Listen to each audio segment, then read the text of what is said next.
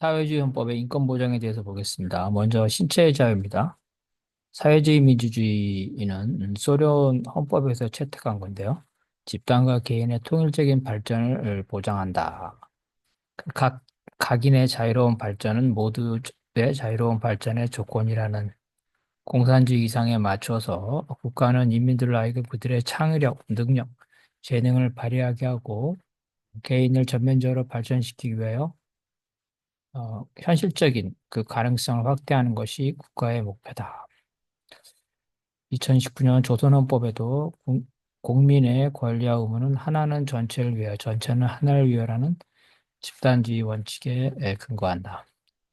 1970년 소련 헌법은 누구든지 이 법률의 판결 또는 법률에 의하지 않고서는 유죄의 인정을 받지 아니하고서는 형사처벌을 받지 않는다. 법원의 판결이나 법률이죠. 음. 자본주의 국가에서는 법률과 법원의 판결인데 여기는 법원의 판결 또는 법률이라고 되어 있습니다. 법률에 의해서도 직접적으로 처벌을 받을 가능성이 있는 거죠. 자본주의보다 더 폭넓은 형사처벌 가능성입니다. 시민 및 조직에 대한 법률적 지원을 제공하기 위해 변호사 단체를 두고 법률이 정하는 경우 시민들은 무료로 법률적 지원을 받는다. 법원의 결정에 기초하지 않거나 검사의 허가가 있지 않는 한 누구든지 체포될 수 없다. 자본주의 국가에서는 법원의 결정이죠. 검사의 허가로서는 체포되지 않습니다. 근데 사회주의 국가에서는 이 검사의 결정으로 체포되는 경우가 많습니다. 헌법에 역시 신체의 자유가 자본주의보다는 덜 보장된다고 볼 수가 있겠습니다. 그런데 일부 사회주의 국가죠. 베트남인가 이런 데서는 이제 쿠바나 이런 데서는 경우에 따라서는 이제 헌법에 법원의 결정이라고만 규정되어 있습니다. 이런 경우는 자본주의 헌법과 신체의 자유 보호 수준이 같다고 볼 수가 있겠습니다. 인신의 자유 등 전통적인 자유권은 사회주의 헌법의 전통에 따라서 중국 공산당 혁명주의인 헌법 문서부터 인신의 자유가 명문화된 건 사실이라는 거죠. 중국의 제정헌법에 따르면 국민은 법원의 결정 혹은 검찰의 승인, 이와 같이 검찰의 승인 없이 검찰의 승인만 가지고 체포한다는 겁니다. 1975년 헌법도 마찬가지고 문화 대혁명 기간 동안에 헌법상의 기본권과 원칙이 이런 걸 주장하면 자산계급 부르주아의 헌법 원칙으로 폄하되었다. 그래서 사법기관이 아닌 기관이 체포와 구속을 자행했고 이거를 중국 공산당과 정부가 방치했다. 문화혁명 기간 동안에 기본권이 많이 침해했다는 거죠. 사법부, 감찰부, 국가법제국이 철폐되고 형법, 민법의 입법 활동이 중단되고 재판의 독립, 공개재판, 피고인 변호제 등이 보장되지 않아 사법권의 독립성이 침해되고 국민의 권리가 지나치게 이 문화혁명 때 침해됐다는 겁니다. 1982년 중국 헌법에 따르면 국민은 역시 인민감찰원의 허가 결정에 따라 체포될 수 있다고 되어 있네요. 또한 불법 구금과 기타의 방법으로 국민의 신체의 자유를 불법적으로 박탈하거나 제한하는 것을 금지하고 국민의 신체의 자유를 불법적으로 수색하는 것을 금지한다. 근데 검찰이 단독으로 할 수 있다는 거죠. 2018년 중국 헌법에 따르면 국민의 신체의 자유를 침해받지 않는 어떠한 국민도 역시 마찬가지예요. 인민검찰원의 승인 또는 법원, 그 법원의 결정은 당연한데 검사죠, 검사. 검찰원의 승인만으로도 체포나 신체의 자유를 침해받을 수 있다는 겁니다. 불법 구금, 그 밖의 방법으로 국민의 신체의 자유를 제한하거나 박탈하는 것을 금지하고 몸을 불법으로 수사하는 것도 금지한다. 1948년 조선헌법에 따르면 역시 신체의 자유 조항은 있습니다. 여기도 마찬가지로 재판소의 결정 또는 검사의 승인만으로 체포할 수 있다는 거죠. 1972년 헌법이죠. 여기에서 어, 국민은 음, 인신과 주체의 불가침, 서신의 비밀의 자유를 보장받는다. 법에 근거하지 않고는 국민을 체포할 수 없다. 그건 너무 법이라면 그러면은 음, 법원의 결정이 필요 없다고 해석될 수 있죠. 인신의 자유를 침해하는 겁니다. 2019년 조선헌법에 따르면 법에 근거하여 구속 수색할 수 있다고 습니다 근데 법관에 의한 영장주의, 법관의 결정을 명시하지 않았다는 거예요. 그래서 조선의 헌법은 신체의 자유의 보장 수준이 낮다고 볼 수가 있겠습니다. 1946년 베트남 헌법은 사법부의 결정에 따른 체포와 압수수색, 형사사건의 인민 배시 문제, 공개재판 원칙, 변호사의 조력, 피고인이나 피의자에 대한 고문, 구타, 학대 금지를 규정했습니다. 여기서 사법부의 결정이라고 되어 있네요. 어, 검찰의 결정은 빠져 있습니다. 59년 베트남 헌법은 체포 권한에 검찰의 승인을 추가했다. 후퇴했습니다. 일반 사회주의와 똑같네요. 2014년 베트남 헌법에 따르면 인권, 국민권은 국가 안녕, 사회보장, 사회윤리, 공공의 건강을 위하여 법률에 따라 제한될 수 있다. 이건 뭐 일반적인 조항이니까. 체포, 압수, 수색, 구금은 법률이 정하는 바에 따른다. 현행 범죄인 경우를 제외하고 인민법원의 결정, 인민검찰청의 결정 승인 없이는 어느 누구도 체포될 역시 마찬가지죠.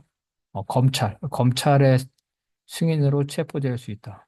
베트남의 제정헌법은 오로지 법원의 결정이 있는데 그 이후에는 계속해서 다른 사회주의 국가와 마찬가지로 이 검찰의 결정만으로 체포될 수 있습니다.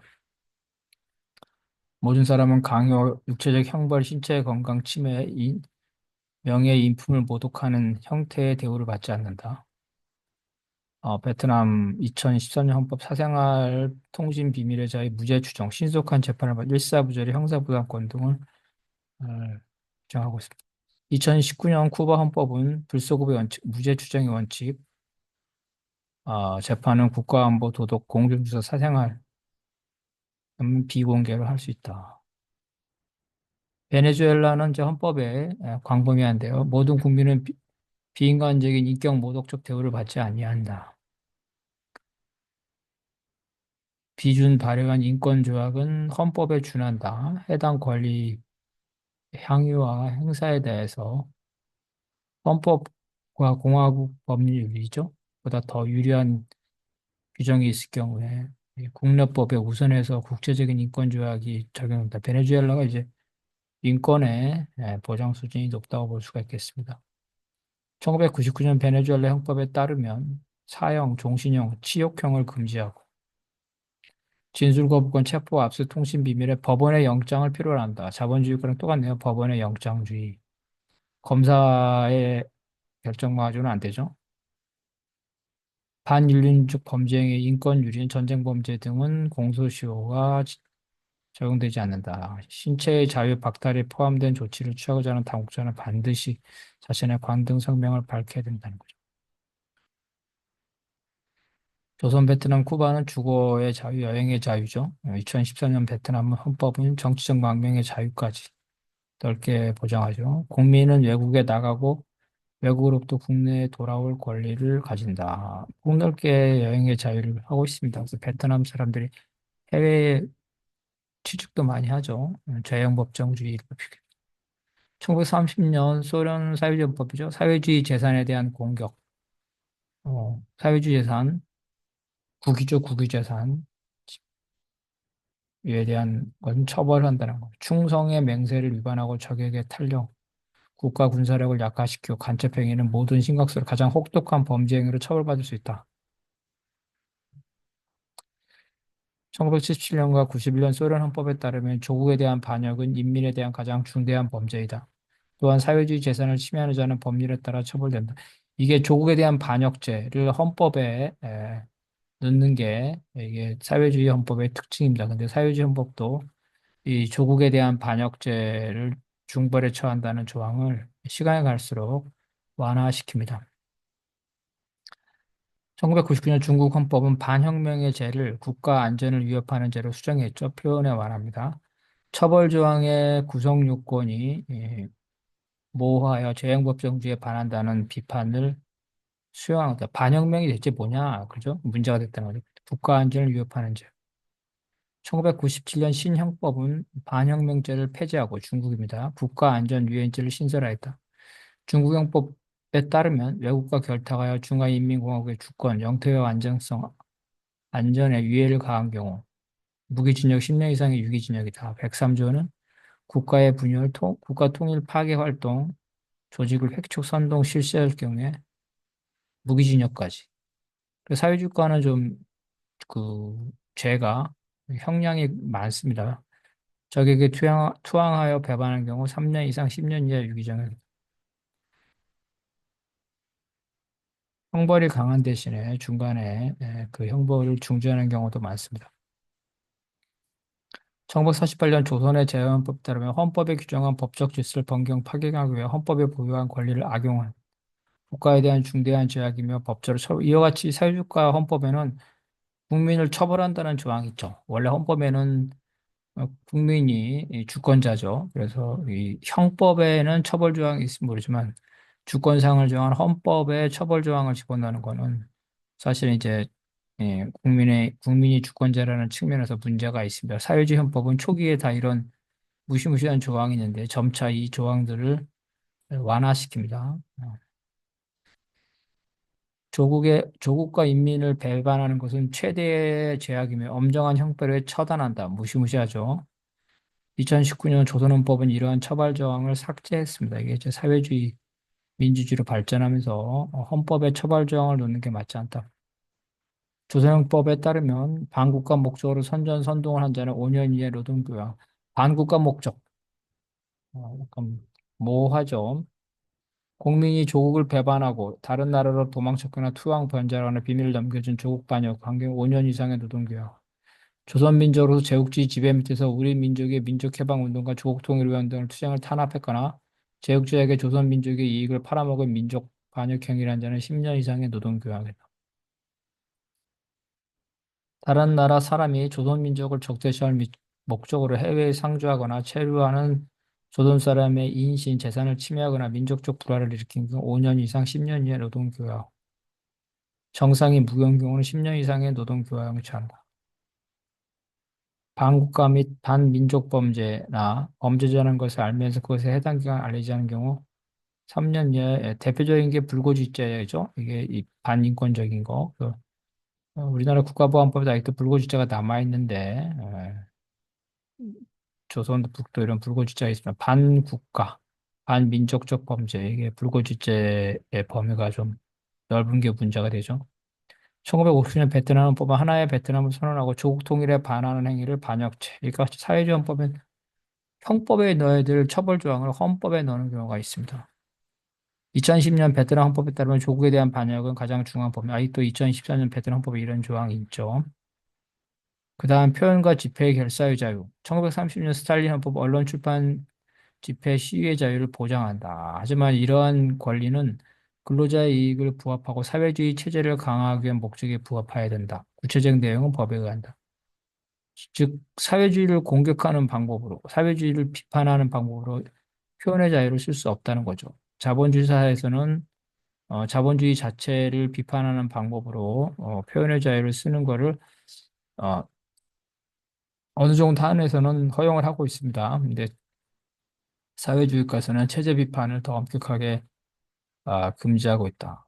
1977년 발전된 사회주의헌법 역시 이러한 표현의 자유는 사회주의 체제를 강화하고 발전시키기 위한 조건을 달았다는 거. 다만 법에 의한다는 문구는 삭제되었다. 1991년 소련 분결기 헌법은 역시 마찬가지로 77년 헌법과 같은 표현의 자유의 조건을 달았다는 거죠.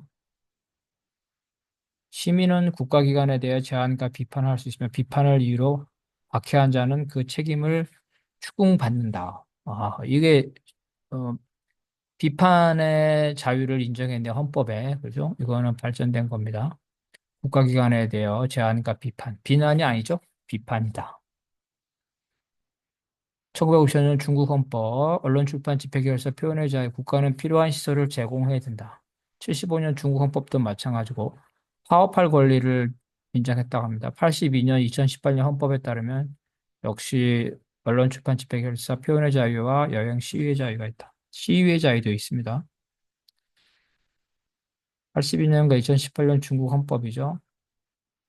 모든 국가기관과 국가공무원에 대해 비평과 건의를 제기할 수 있다. 비평, 비평, 비난이 아니라 비평. 이것들이 조금 발전된 겁니다. 과거에는 비난 자체나 비평이나 비판 이런 보장하는 권한이 없는데 이런 것들 하죠.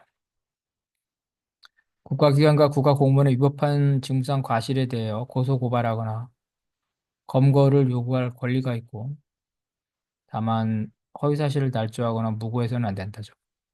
국민의 고소고발 또는 검거에 대하여 유관기관은 사실을 철저히 조사하고 처리할 책임이 있다. 그리고 이러한 고소고발에 대해서 보복해서는 안 된다는 거죠. 또 국가기관과 공무원의 권리 침해로 손해를 입은 자는 법률의 규정에 따라 손해배상을 받을 권리가 있다. 법률의 규정에 따라. 그죠? 자본주의과도 유사한 조항이 있습니다.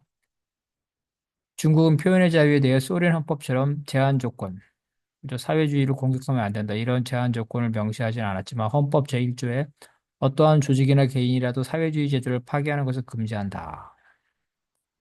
조선의 경우 1948년 제정헌법에 국민은 표현의 자유, 집회 시위의 자유, 국민은 민주주의 정당, 직업동맹 협동조합, 기타 단체를 조직할 수 있고 참가할 수 있다.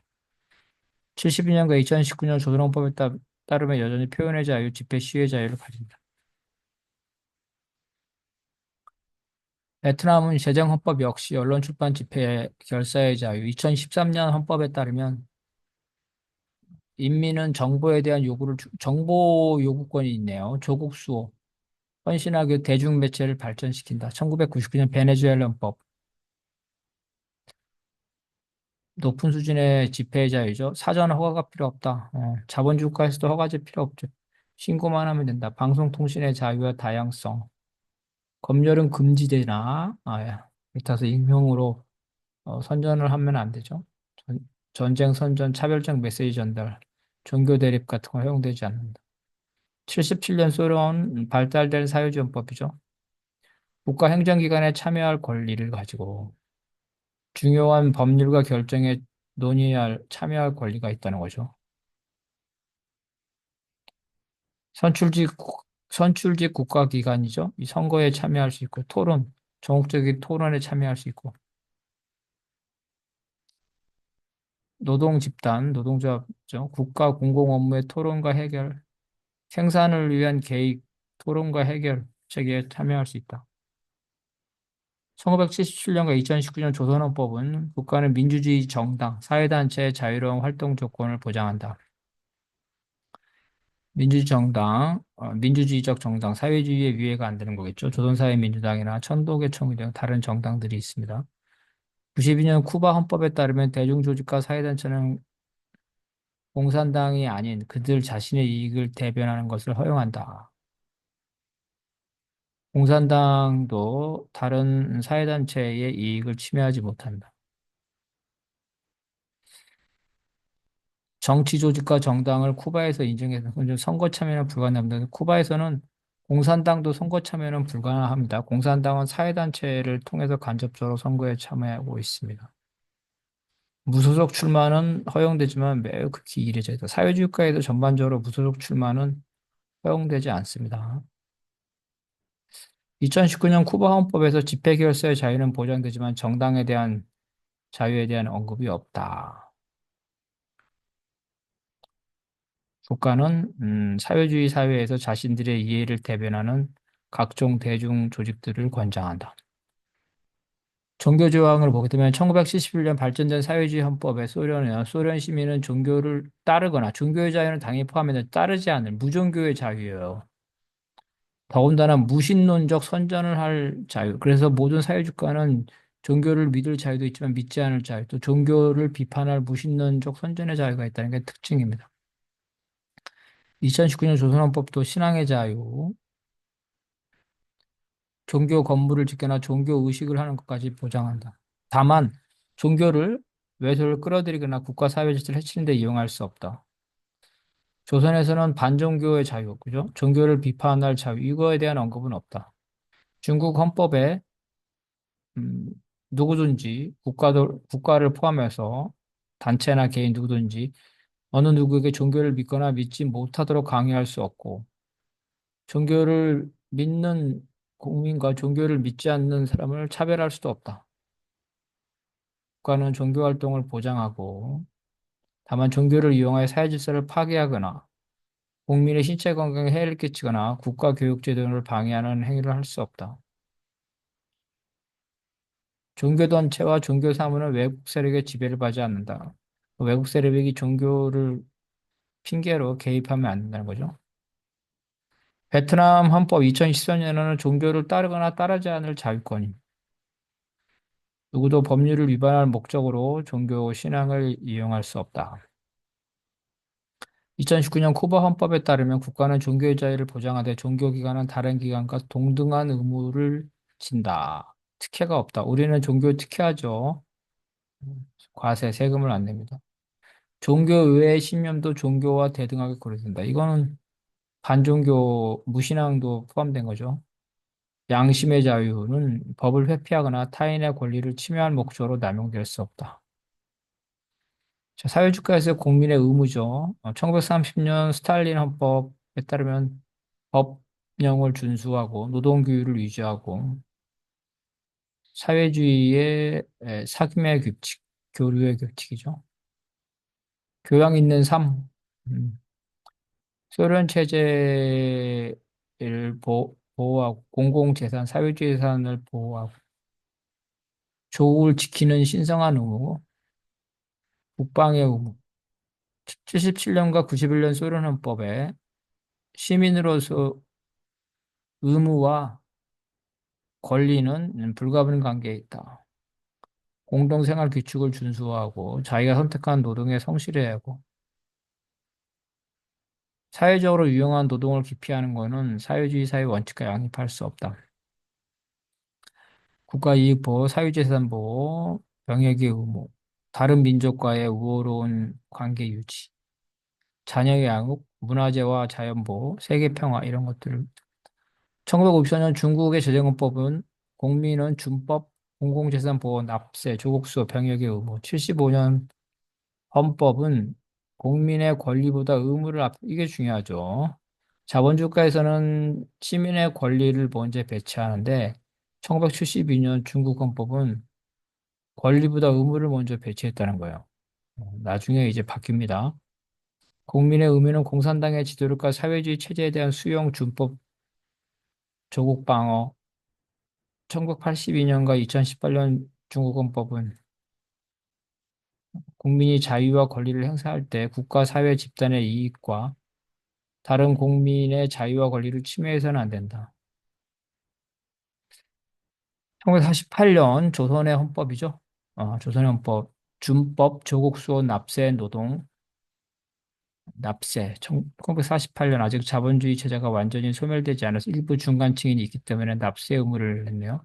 1972년 헌법 집단주의 정신의 발현, 집단과 조직을 사랑해야 된다. 혁명의 이익을 위해서 몸바쳐 일하는 혁명가 기풍을 세워. 야, 이거는 상당히 높은 수위죠. 국민들에게 조국과 혁명의 이익을 위해서 몸바쳐 일하는 희생을 요구하는 거죠. 이것도 사회주의가에서 되게 그 강한 표현입니다. 조국 수호 의무와 반역 처벌에 대한 표현은 북이 가장 높다. 수위가 1972년과 2019년 법에 국민은 국가 재산과 공동재산을 아끼고 사랑하며 온갖 탐호 낭비 현상을 반대에 투쟁하며 나라의 살림살이를 주인답게 알뜰해야 돼. 조선이 국제 제재로 되게 어렵죠. 그렇기 때문에 좀 더 강한 의무를 부여하고 있습니다. 제국주의자와 우리나라 사회주의들을 반대하는 온갖 적대 분자의 책동에 대하여 혁명적 경각성을 높이고 국가 비밀을 엄격히 지켜야 한다. 2019년 조선헌법에 따르면 사상적 통일과 단결을 수여해야 되고 국가, 사회 및 전체 인민을 몸바쳐야 된다. 와, 이거 상당히 높은 수준을 요구하고 있습니다. 일반 우리 시민에게, 인민에게 몸바쳐야 된다. 이 조선의 이러한 엄중한 상황의 전시사회주의죠. 이런 상황을 고려하더라도 상당히 강한 의무를 요구. 1992년 쿠바 헌법은 반혁명제, 조국 수의 의무, 애국적 참여, 병역, 학습의 의무 등을 조항, 기존의 조항을 삭제했다는 겁니다. 이와 같이 사회주의 헌법도 헌법에서 국가의 주인이 인민이기 때문에 인민에게 헌법에서 인민에게 요구하는 거 있죠. 그리고 강한 의무 이런 것들을 점차 완화한다는 거예요. 92년 쿠바 헌법이 그렇다는 반혁명제를 폐지해 국가 수의 의무 폐지, 학습의 의무 폐지, 이런 거 폐지했다. 2019년 쿠바 헌법 조국 수호, 준법, 타인의 권리 존중, 공유재산 보호, 환경 보호, 문화재 보호. 2013년 베트남 헌법에 따르면 국민은 조국에 대한 충성과 방어, 병역, 준법, 납세. 그래서 전반적으로 보면 쿠바 헌법이 국민의 의무에 대해서 좀 더 부드럽게 표현하고 있고 조선의 헌법이 가장 강하게 표현하고 있다고 볼 수가 있겠습니다.